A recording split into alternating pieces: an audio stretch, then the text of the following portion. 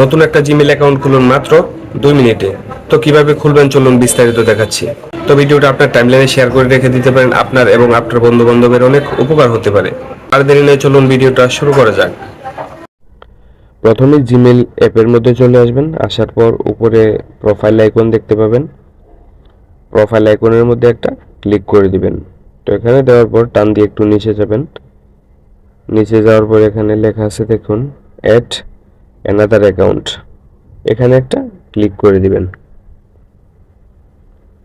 তো এখানে ক্লিক করে দেওয়ার পর তারপরে আসবেন গুগলের মধ্যে চলে আসার পর একটু সময় নিবে। তো সময় নেওয়ার পরে যে সবার নিচে দেখতে পাবেন ক্রিয়েট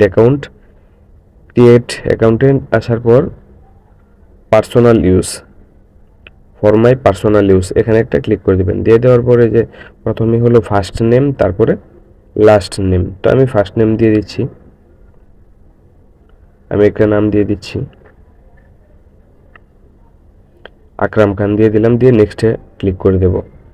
তারপরে যে প্রথমে মাস, তারপরে দিন, তারপরে বছর আপনারা দিয়ে দিবেন বার্থডে অনুযায়ী। হ্যাঁ, তো আমি একটা দিয়ে দিচ্ছি।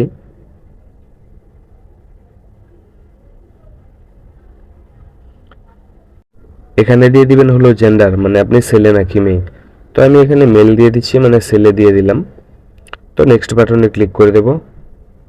দিয়ে দেওয়ার পর এই যে এখানে হলো আসলটা, এখানে আপনারা একটা নাম দিয়ে দিবেন।